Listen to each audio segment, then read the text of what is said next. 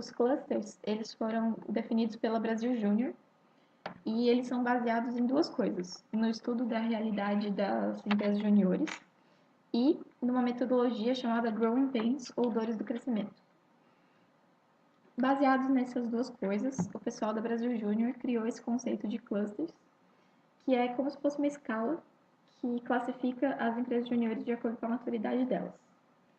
Para classificar as empresas juniores nessa escala, você precisa de uma régua, de um valor. E esse valor é dado por duas informações. A primeira informação é o faturamento da empresa júnior e o segundo é um valor chamado taxa de ocupação. A taxa de ocupação ela é dada pela duração dos projetos totais no ano, dividido pelo número de membros da empresa, ou seja, é o quanto que cada membro da empresa ficou ocupado com projetos naquele ano, em tese. Então, você multiplicando esses dois valores, você tem um número, e esse número te classifica numa escala. Essa escala vai de 1 a 5, que são os clusters, e cada um deles tem um principal desafio, que são esses escritos aqui do lado da pirâmide.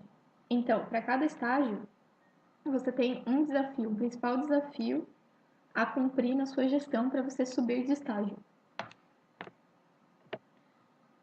O estágio da CONAC é o quarto, que o nosso principal desafio é o sistema de gestão e gerenciamento da rotina. Então, o principal desafio para o MJ de Cluster 4 é gerenciar os recursos, tempo, dinheiro, pessoas e melhorar as estruturas, ou seja, é otimizar o seu trabalho, deixar ele mais enxuto e cada vez menos burocrático para você poder se ocupar do que é realmente essencial.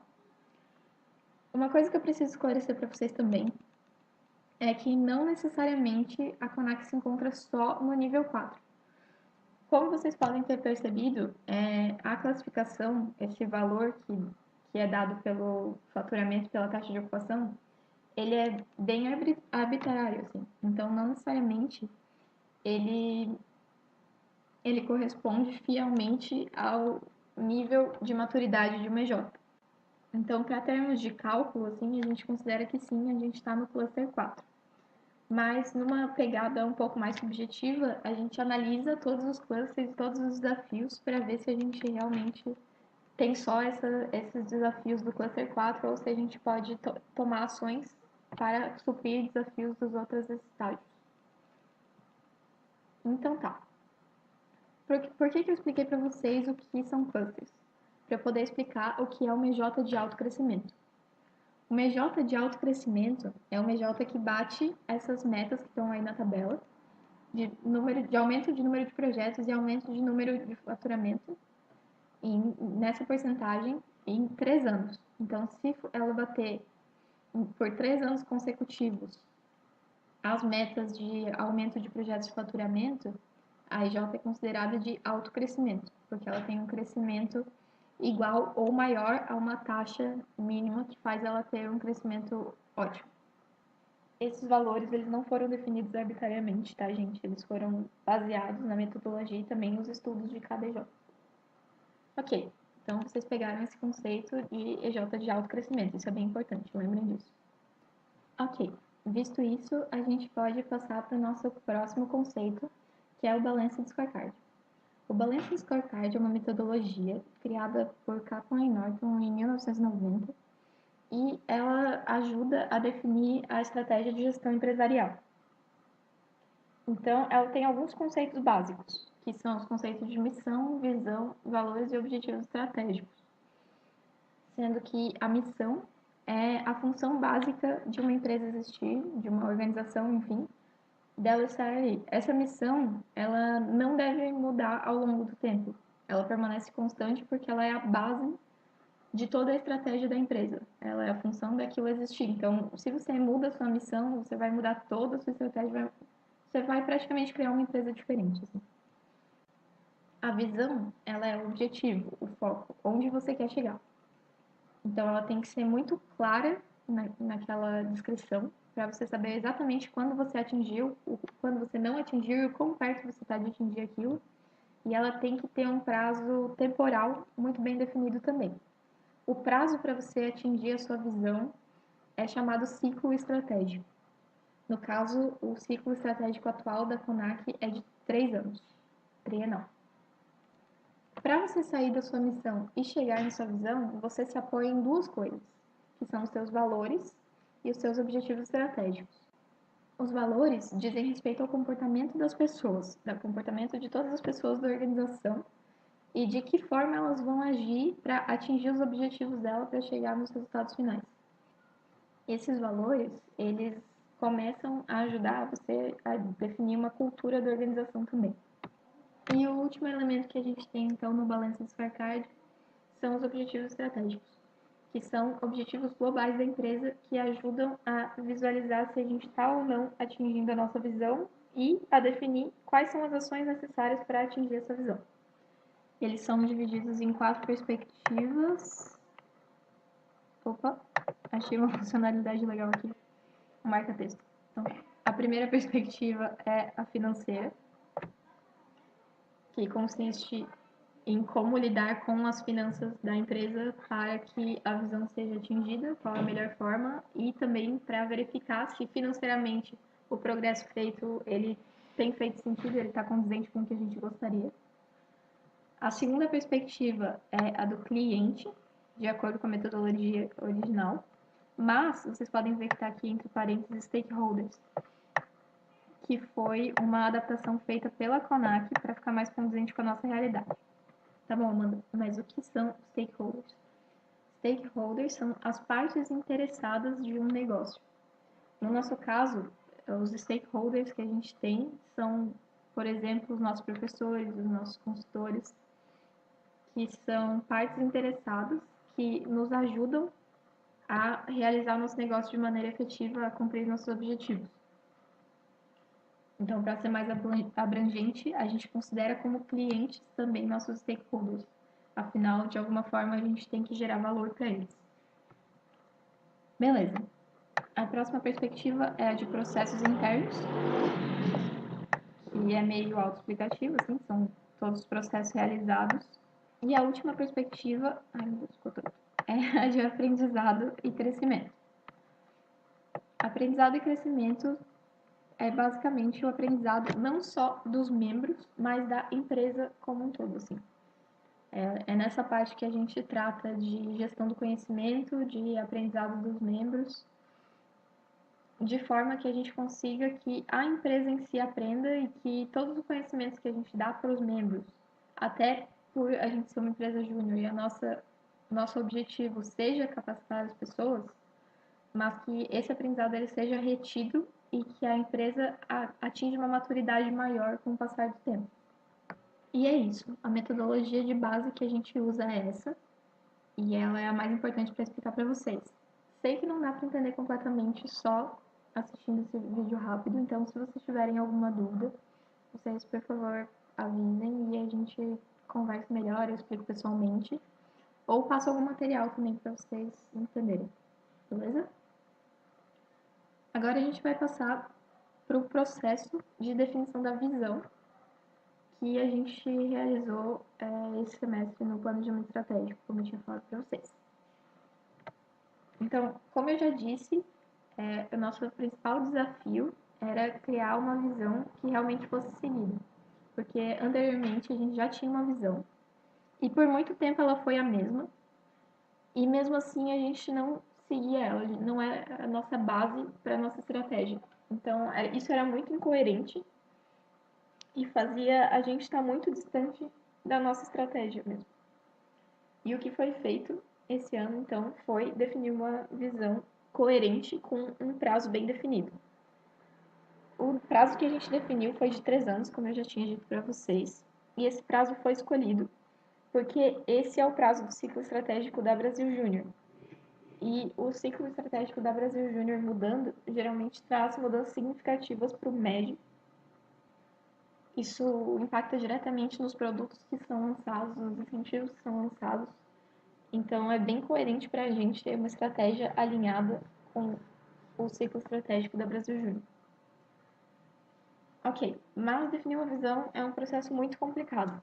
Então, a gente, desde o ano passado, começou a fazer dinâmicas com os membros para poder entender melhor o que eles esperavam, o que eles queriam da CONAC e como eles conseguiam ter uma visão de longo prazo, assim, até que prazo era coerente para eles enxergar os trabalhos da CONAC e a estratégia.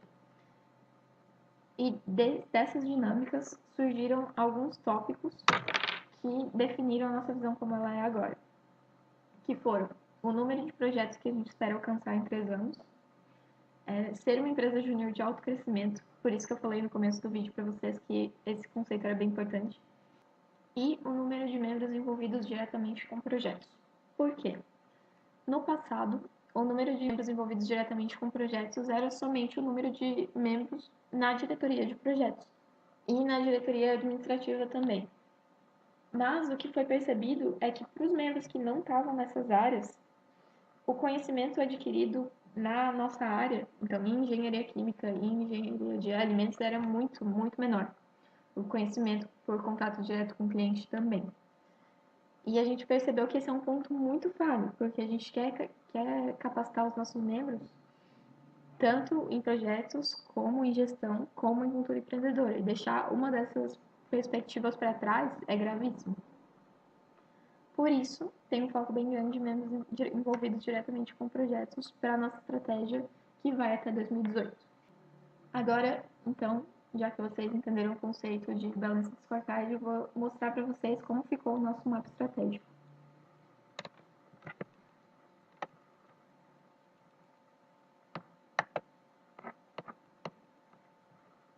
Então, esse aqui é o nosso mapa estratégico, pessoal. Dá para ver aqui embaixo a missão, que é formar profissionais diferenciados e satisfazer clientes através da realização de projetos e consultorias nas áreas de engenharia química e engenharia de alimentos. Vocês percebem que essa missão, ela é o objetivo da CONAC existir. Então, não tem como a gente mudar muito isso. A gente pode até reestruturar a frase de um jeito que a gente ache mais coerente, mas a essência é essa, é formar pessoas diferenciadas e satisfazer clientes na área que a gente atua. E aqui em cima vocês podem perceber a visão que a gente definiu também, que é a de até 2018, a gente vai realizar 50 projetos naquele ano, envolvendo diretamente 75% dos nossos membros naquele ano e tornando-se uma EJ de alto crescimento em todos os anos. Deu para entender? Ok. E vocês podem perceber também as 4 perspectivas que eu citei para vocês e os objetivos estratégicos relacionados. Pois bem, explicado o conceito de objetivos estratégicos e vocês já conhecendo os nossos 6 objetivos, eu passo para o último conceito, que é a de indicadores estratégicos. O que são indicadores estratégicos? Eles são, como o próprio nome já diz, ferramentas para indicar se a gente está atingindo os nossos objetivos ou não. Então, deixa eu mostrar um exemplo para vocês. No nosso objetivo estratégico de capacitar os membros, a gente tem 2 indicadores. O indicador de porcentagem de membros envolvidos em projetos e o indicador de nota da avaliação de desempenho. O que é importante saber sobre os indicadores? Os indicadores estratégicos, eles são indicadores globais que demonstram um resultado. Eles podem ser subjetivos ou não. Então, eles podem dar um resultado direto numérico ou eles podem dar resultados um pouco mais subjetivos. E eles servem para te ajudar a entender o quanto você está atingindo os seus objetivos. Então, por exemplo, o indicador porcentagem de membros envolvidos diretamente em projetos, ele ajuda a entender se você está capacitando os seus membros, porque quanto mais membros envolvidos em projetos, mais membros estarão capacitados, tanto pela parte técnica quanto pela parte de contato com o cliente, e assim a gente pode considerar que eles estão mais capacitados. Eu poderia passar para vocês todos os indicadores estratégicos que a gente tem. Eu, inclusive, fiz os slides, mas são vários. Então, eu vou enviar para vocês, junto com esse curso, um documento que eu vou abrir agora para vocês verem. Tá. Esse documento é um documento que eu estou criando agora. Ele ainda não está completamente terminado, porque eu quero adicionar mais umas coisinhas para deixar ele mais explicativo. Mas, a princípio, eu acho que ele já vai ajudar vocês em algumas coisas. E vai me ajudar também a explicar agora alguns dos conceitos que vocês vão encontrar quando vocês lerem esse documento. Então, ele consta as perspectivas, os objetivos com uma pequena explicação, e os indicadores estratégicos, táticos, dados de apoio e indicadores operacionais. Tá, mano, mas o que é tudo isso? Esses são conceitos que são baseados na metodologia do Balance Scorecard e numa outra metodologia que a gente também usa na nossa estratégia, que é a metodologia de gerenciamento pelas diretrizes. Ok, e o que isso significa? Os indicadores estratégicos vocês já conhecem, mas eles são seguidos de indicadores táticos, ou seja, eles são subdivididos em indicadores táticos. Os indicadores táticos, eles são indicadores que fornecem resultados de processos.